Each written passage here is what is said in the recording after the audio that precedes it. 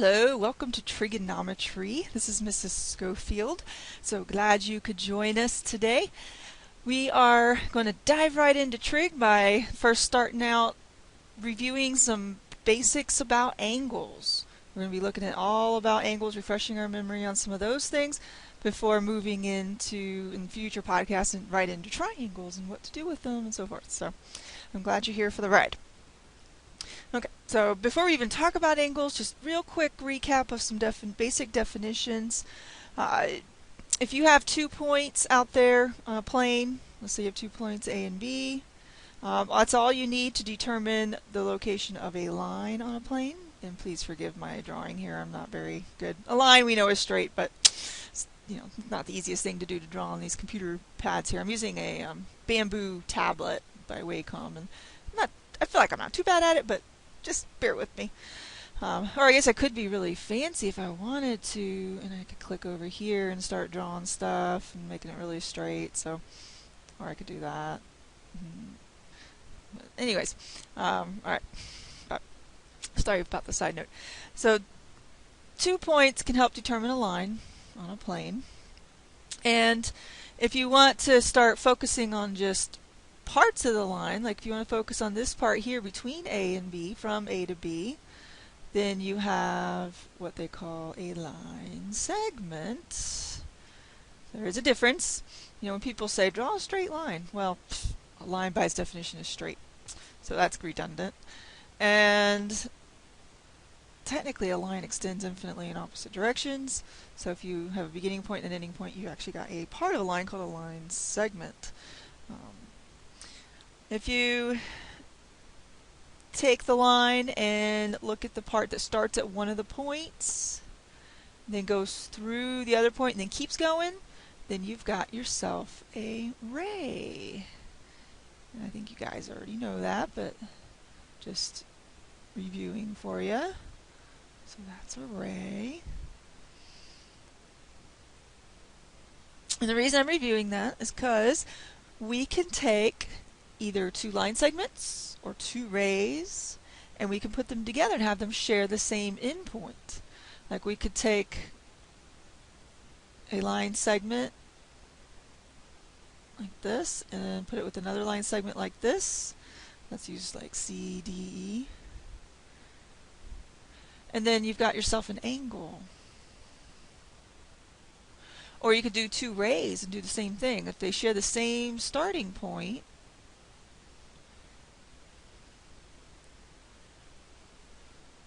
let's say they have points F, G, H. You have ray GF, ray GH, and that also makes an angle. Woo. And we're going to be playing a lot with angles in this course. Okay, so let's break it down. Let's take an angle and break it down, talk about it a little bit.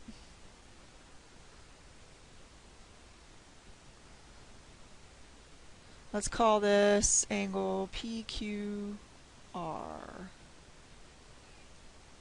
Okay. I'm going to go ahead and draw my angle with 2 rays, but again, it could be 2 line segments. Alright, if you have this angle, the 2 rays here are the sides of the angle. So ray QP and ray QR are the sides of the angle. And then the point that they come out from, that is the vertex of the angle. That common point they start from is share. And when we're looking at these angles, we're going to be looking at their measures. So it's very important to know what's the initial side and what's the terminal side. Let's say we want to measure this smaller part in here. Well, we might say that this is our initial side. And let's say you're lining up your protractor, you line up those 0 degrees on the initial side. And then we're looking, if we're looking this direction at what this measure is, then the side where we end up is the terminal side. And that's going to be very important, because as we go along, you're going to find that we don't necessarily have to measure in the smaller area. We don't have to necessarily do the smaller measurement. We can also measure out here, and so forth. So it's going to be important to be clear and to know what context we're in and so forth. We're going to be putting these angles actually on a coordinates grid, XY coordinate grid, like you guys studied in algebra, and typically the initial side is going to be on the positive x-axis, and then the terminal side is going to be out there either in one of the quadrants or on an axis, and then you're going to be starting from the x-axis and doing your measurements, but you'll see we have a lot to get into with that later. Now when you are doing the measuring, it turns out you can have positive or negative. If you are like in the angle I just drew, I'll sketch, or just sketch. Let me sketch it again. If you are doing a counterclockwise rotation, then that's going to give you a positive measure. But let's say you have an angle like this, like let's say this is situated on the positive x-axis and this is down here in quadrant 4, then that one, let's say you're measuring this direction, then you're actually going to have a negative measure. So you can have positive measures and negative measures when it comes to angles. You can also have measures that take you beyond this acute. Like if you have an angle where you see something like this,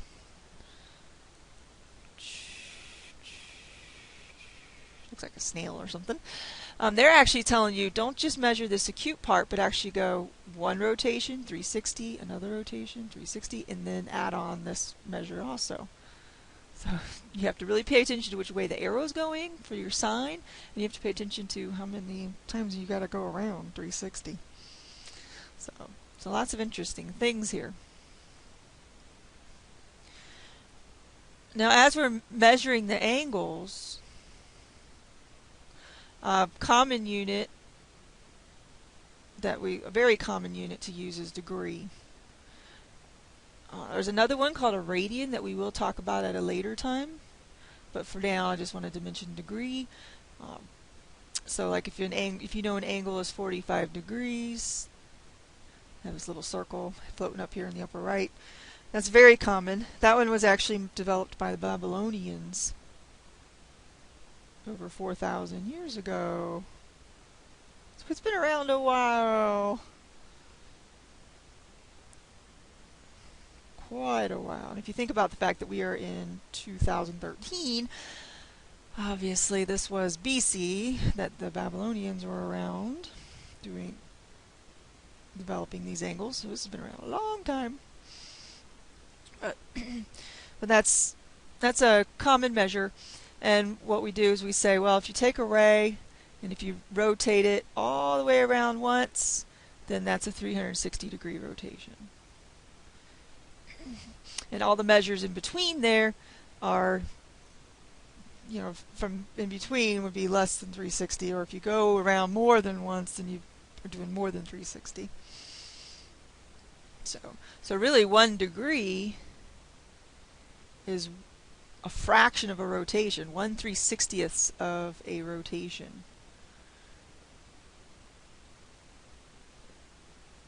So if you have your initial side and you just do 1/360th of a rotation, then you've only done 1 degree, which that's not 1 degree. Don't put your protractor up there and measure that, but just kind of giving you the idea about it. Now, thinking about these degrees, we do go on and classify angles based on how many degrees they have. If you have an angle, a smaller angle, that's measures between 0 and 90,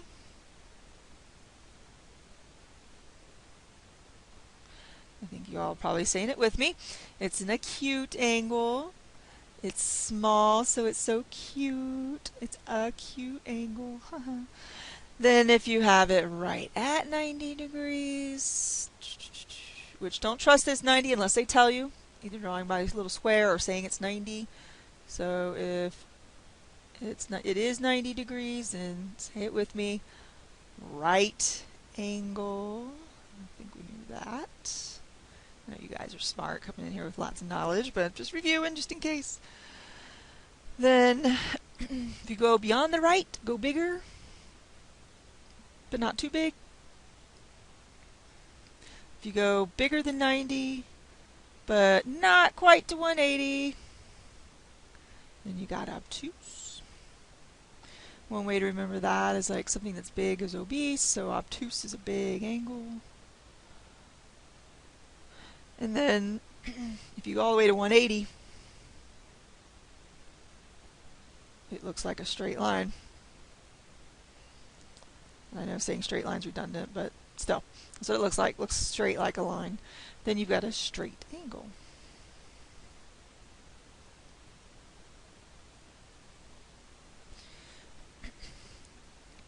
Now you're going to see that when we're talking about angle measures, if we don't know what the angle's measure is, often we'll assign Greek letters. Like we'll name an angle theta, or might name it alpha or beta. It's not uncommon to see Greek letters being used to name angles. The Greek letter is not necessarily the measure, but you might see something that might say, okay, angle theta equals 90 degrees or something. So just be aware, those are going to pop up. Greek letters are going to pop up.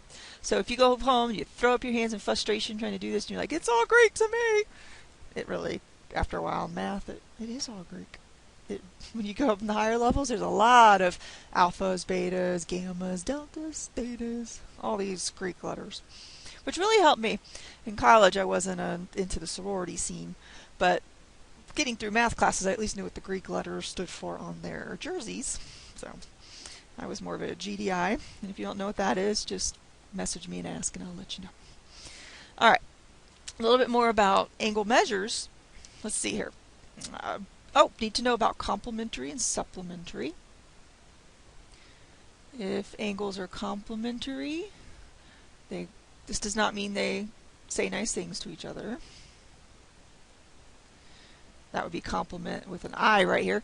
No, complement, this is like it completes. Complementary, the sum of the measures is 90 degrees, while supplementary, if two angles are supplementary, then the sum is 180 degrees. Okay, so what does that mean? Well, if you have one angle that's 55 degrees, and you want to find its complement, well, that's going to be 90 minus 55, because you need to find the amount that together with 55 makes 90 degrees. So if you subtract that, you get 35 degrees for the complement. Or if you're trying to find, if you have a 55 degree angle and you're trying to find its supplement, it's the same concept except you're talking about 180 degrees. So you got two angles, one of them is 55 degrees. The supplement, you subtract 180 and 55. 5, 2, 1, you get 125 degrees for the supplement. So complementary angles, 55 and 35, add up to 90. Supplementary angles, the 55 and 125, add up to 180. So there's complementary, supplementary.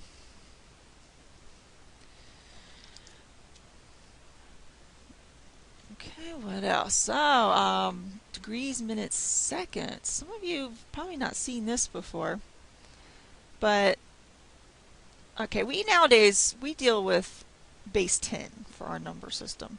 But there was a time that number systems were other bases. In fact, still we have other bases that pop up. Like if you've ever heard of binary numbers, that's base 2.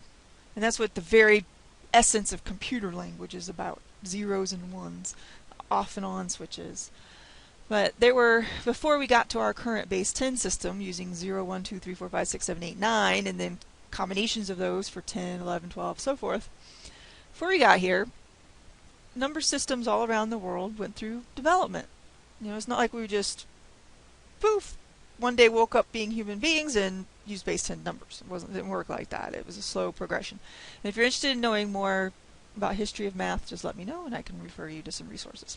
But anyways, But there was a system that was more of a base 60, and we still see vestiges of that, because like in our time, 60 seconds is 1 minute, 60 minutes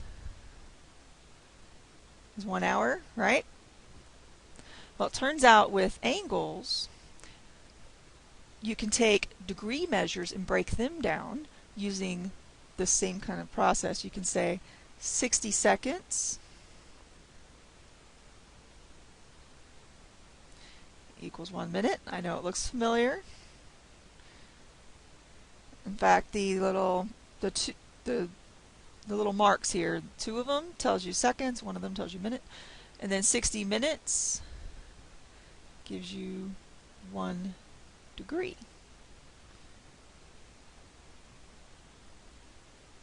So you can take a degree and break it up into 60 equal parts called minutes. And you can take each minute and break it up into 60 equal parts called seconds. And if there's 60 seconds in 1 minute and 60 minutes in 1 degree, then there must be 3,600 seconds in 1 degree. But you're going to see some problems where you might have to do some calculations dealing with this, like 60 seconds and so forth. But just keep in mind that 1 minute is 1/60th of a degree, and keep in mind that 1 second is going to be 1/60th of a minute, or 1/3600th of a degree. So that's how they break it down into parts. So if you need to do some calculations with degrees, that it's not just degrees, maybe it's broken down into minutes and seconds and all that good stuff. Let's say you have something like 28 degrees, 35 minutes, and you need to add that with 63 degrees, 52 minutes. Add these 2 up, you get 87 minutes. Add these 2 up, you get 91 degrees. Thing is though, there's 60 minutes in a degree. So you could take that 87 and divide by 60 to see how many degrees are in there, and further simplify. So you have, add 1 there, you got 92 degrees and 27 minutes as your final answer. But you can also use these to do some subtracting too. You can say, well, if I've got 180 degrees and I want to subtract 117 degrees and 29 minutes, I don't have any minutes up here to subtract the 29 from, so I can borrow. Turn this into 179 degrees and then put 60 minutes over here. Because 60 minutes is 1 degree, so just put it right into 60 minutes after taking that 1 degree from there. And then I can do it. It's like borrowing when you're doing regular subtraction. So 62 degrees, 31 minutes. So there we go, we can handle that. We can also handle conversions. You might do a problem where it's in degrees, minutes, seconds, and maybe you want it as a decimal degree. Or you might have a problem where it's decimal degree and you want to convert to degrees, minutes, seconds kind of thing. Like let's say you got 105 degrees, 20 minutes, and 32 seconds.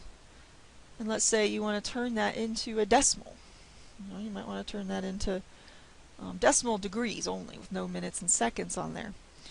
Well, keep in mind that your minutes are 1/60th of a degree, so 20 minutes means you've got 20 60ths of a degree. And then your seconds, remember, were 1/3600th of a degree, so 32 seconds means you've got 32 3600ths of a degree.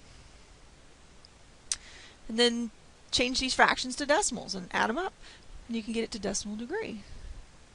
Let me see here. My trusty calculator.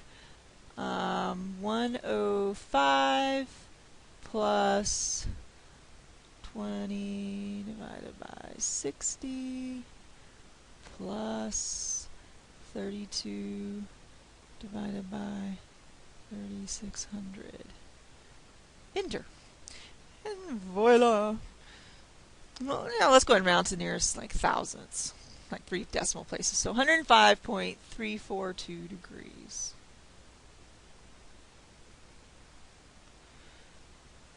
So these two represent the same size angle.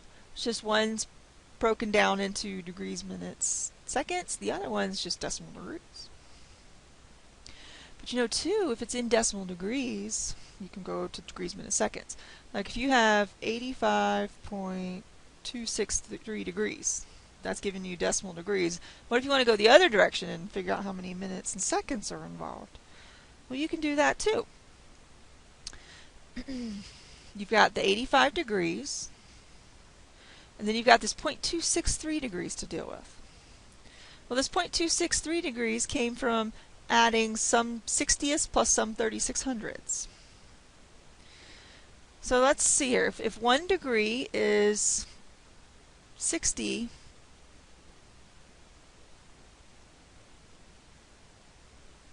minutes, let's figure out what 0.263 degrees is. Oops, sorry. Minutes, not degrees.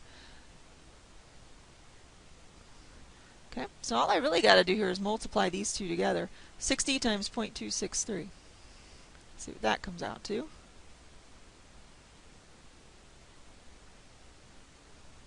Alright, 15.78.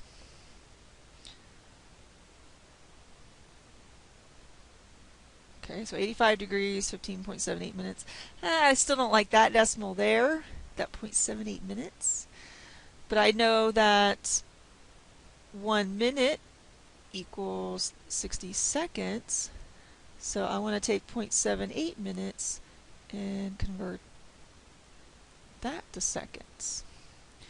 Because right now I got 85 degrees, 15 minutes, and I want to change that 0.78. So if I just multiply the 60 and the 0.78 together, that should help me out too.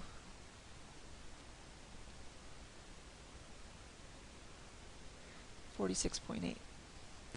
So I'm still stuck with the decimal, but hey, it's in the whole degrees, minutes, seconds thing. And if I wanted to round to the nearest second, I could. 85 degrees. It's getting small enough I could go and round. 15 minutes, 47 seconds. So I can go back and forth. So it's good to be aware of that. Good to be aware that it can do that. Hey, your calculator can do it too. If you've got one of these graphing calculators, it'll do it. Like if you can put the 34.8, or I mean, sorry, not 34. You can put in the 85.263. Whoops.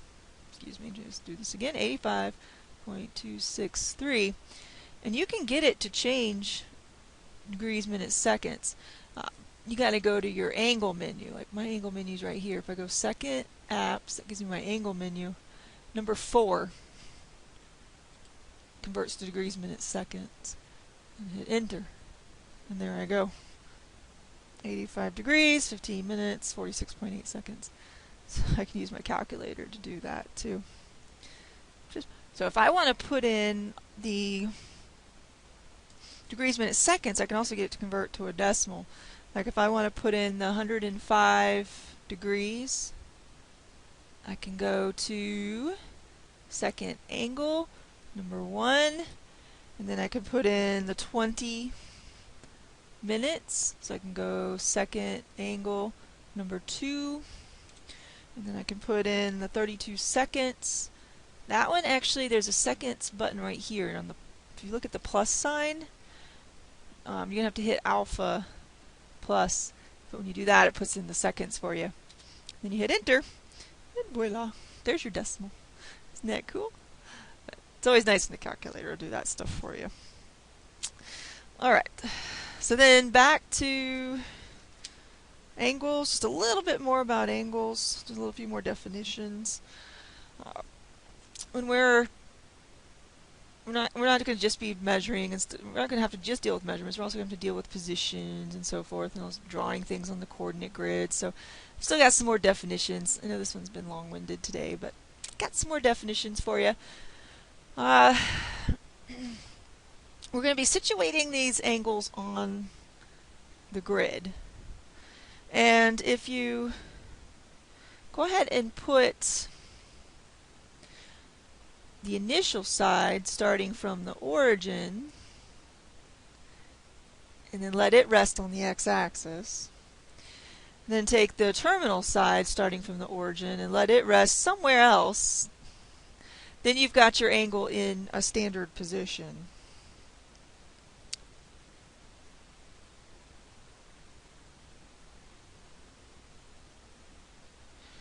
As long as the initial side is on the x-axis, and then the other side's, and as long as the vertex is right here at the origin, then you're putting your angle in your standard position here. And then whatever quadrant that your terminal side's lying in, that tells you what that's the angle is said to lie in that quadrant. So like quadrant 1, you've got acute angle. If your terminal side's over here, in quadrant 2, you've got an obtuse angle. Remember that quadrants are 1, 2, 3, and 4. So, depending on where your terminal side is, that's what quadrant the angle is said to lie in. So just be aware of that. If you have an angle where the initial side is indeed here, and then the terminal side is on another axis, I couldn't get that to sit right, but on an axis, then you've got one that's quadrantal.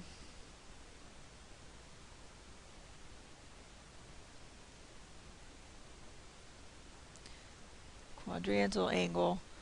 The terminal side starts on the x-axis, and then the initial side starts on the x-axis, and the terminal side ends on an axis as well. So just be aware of what those are. Their measures are measures like 90, 180, 270, so forth. Sometimes you might have an angle you're dealing with where, like for this black angle, you could do this measurement, and let's say that measurement's 50 degrees. But then you could have another angle where it has the same initial side, but it goes around and then comes up here. The measure of that angle isn't 50 degrees, but rather 360 plus 50. So 410. But notice that they have the same initial side and the same terminal side. Those angles are coterminal angles.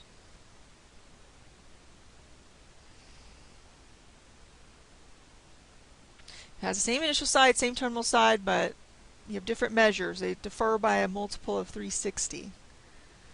That 360 is the key, because either you're just measuring this part here, or you're going around 1, 2, 3 more revolutions.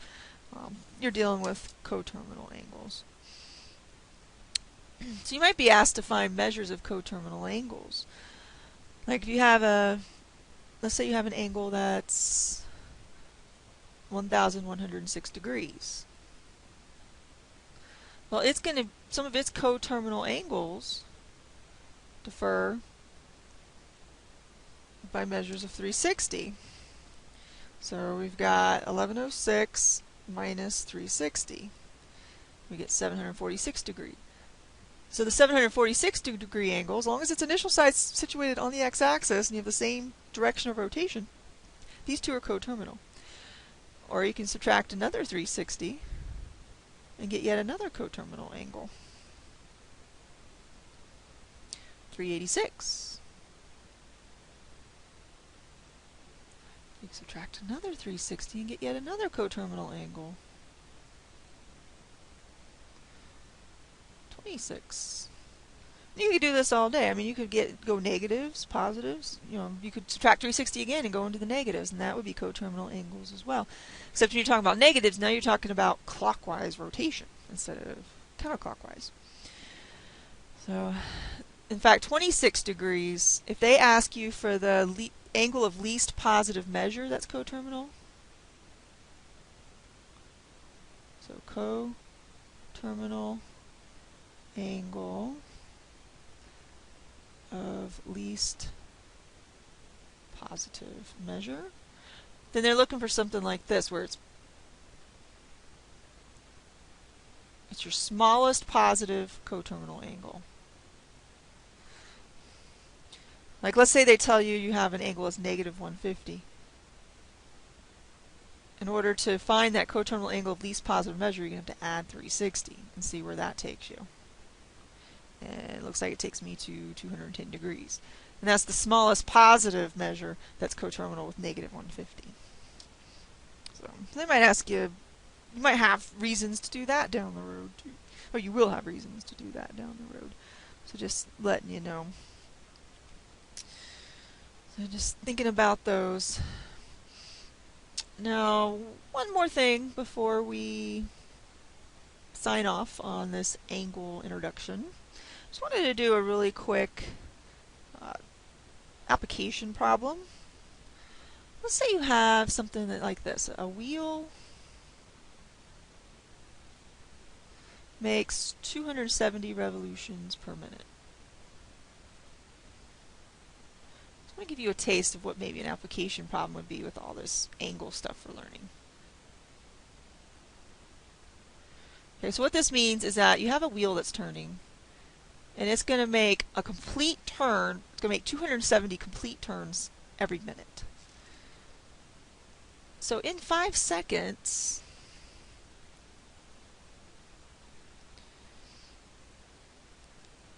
how many degrees will a point on the edge move?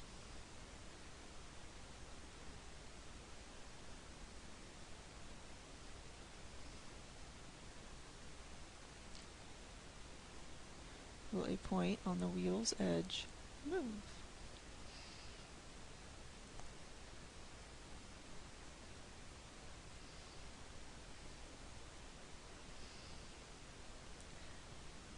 Let's think about this for a second. You've got a wheel. Wheels on the bus go round and round, round and round, round and round. Wheels on the bus go round and round, all through the town. Okay, so, and let's say you have this little point on the edge of it. Now, every minute, that point is going to start here, go around, and end here again. 270 times. But they're just interested in knowing, well, in 5 seconds, what's going to happen? How far is it going to move in 5 seconds? We know it's going to go around the 360 degrees 270 times in a minute. That's pretty amazing. Like 270 times 360 will tell you how many degrees it's going to move in a minute. And I'm going to go ahead and quickly just do that on my calculator here. So 97,000, it would move 97,200 degrees per minute.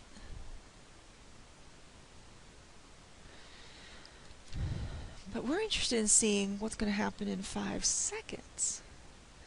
Well, 5 seconds is 5/60ths of a minute.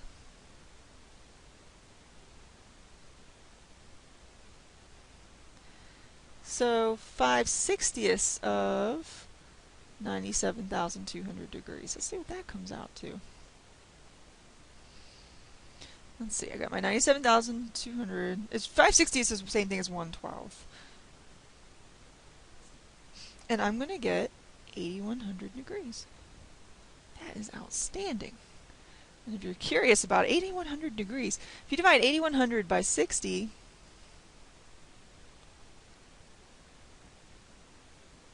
sorry, not 60, 360. Okay, divide by 360, lost track of what I was thinking there. Then that's telling you basically how many revolutions it's done in 5 seconds. 22.5. That wheel's moving pretty fast. But But there's an application problem for you, just to kind of get your feet wet, because you're going to see lots of those in this course. Okay, thank you for joining us. Next time, we're going to be diving into stuff with triangles. I promise.